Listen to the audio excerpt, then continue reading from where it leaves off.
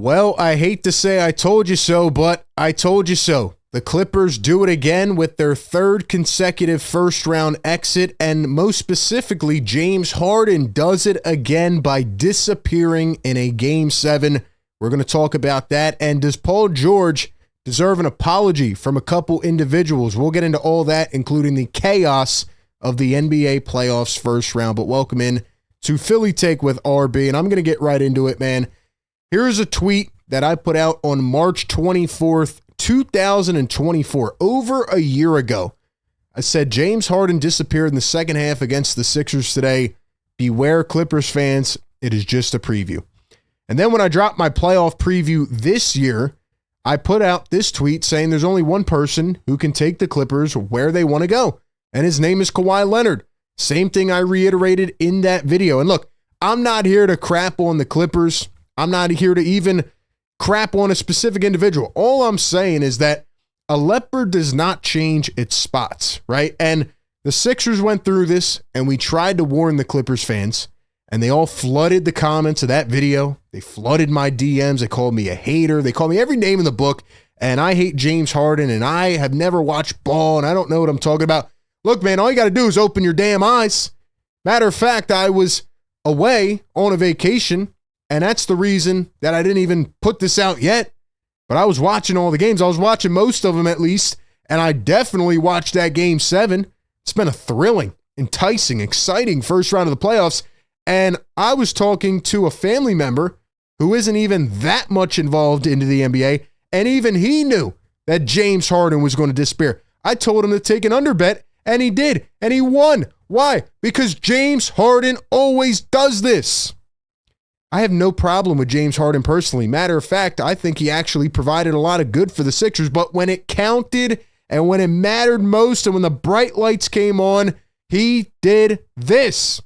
James Harden in the Game 7 elimination game against the Nuggets.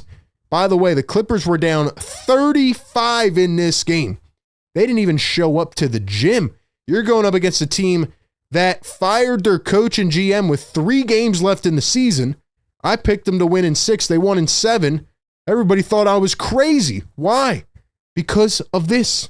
James Harden, 7 points, 5 rebounds, 13 assists, 2 for 8 from the field, 1 for 4 from 3, a minus 29. Were the assist numbers there? Yeah. And the Harden fans are going to say, oh, well, look at the assists he had. And everybody are probably already in the comments already saying, well, Joel Embiid didn't play in the playoffs. Sixers didn't make it. Yeah, I know. I know the Sixers had a devastating season, but we're talking about the guy that actually did make it and once again did the same exact thing. Guys, it's like clockwork at this point. James Harden has now lost the Game 7 with 4 different teams. Look, he is, at least from a stat perspective, an NBA great. He's one of the best 75 players ever, right? The top 75 team. And he has a lot of records. He's going to be remembered as, you know, a guy in some ways that changed the game. I'm not denying that. But in terms of being a clutch playoff performer, no, he's not going to be remembered as that. And honestly, I think his best chance to win a championship was probably in Philadelphia. And the only reason or the only dislike I have for James Harden is that he was part of this entire thing of setting the Sixers back. Now, again, Daryl Morey has fault in that. But James Harden openly quit on the Sixers the same way he has quit on the Clippers, the same way he's quit on other teams. And he does it when the moments are big, when the lights are bright. And shout out to my guy Dime Dropper. Me and him have talked, multiple times, and he never wanted James Harden either. The smart Clippers fans know what was going to happen, and I said before the playoffs that Kawhi Leonard could be the reason. If he went on one of those Toronto Kawhi Leonard runs, yeah, maybe they could be a sleeper. But the way that these Clippers fans were in the comments saying they're the dark horse and they're an NBA Finals team, they're going to win it all. No, I told you that was not going to happen. Here's James Harden in his last 5 elimination games. 7 points this year against Denver, 2 for 8. Game 6 versus Dallas last year in the first round, 16 points, 5 for 16, 0 for 6 from 3. Game 7 against Boston with the Sixers, 9 points, 3 for 11. Game 6 against Miami in 22, 11 points, 4 for 9. Game 7 versus Milwaukee in 21, 5 for 17. ladies and gentlemen, it's not even a fact that he just played bad, but he shows a disinterest in the game. And they kept panning to this picture of him at the end when they were, down by 30 or whatever it was. They kept showing him on the bench, and it honestly looked like he was dead tired, like he was out clubbing the night before or something. Like he didn't really care that they were going down. And he had a great regular season. Yeah, the numbers were good. He played well, but that doesn't translate. And I mean, the whole Clippers team just bottomed out. They bottomed out. And if we look at James Harden, 18.7 points in the playoffs in this series.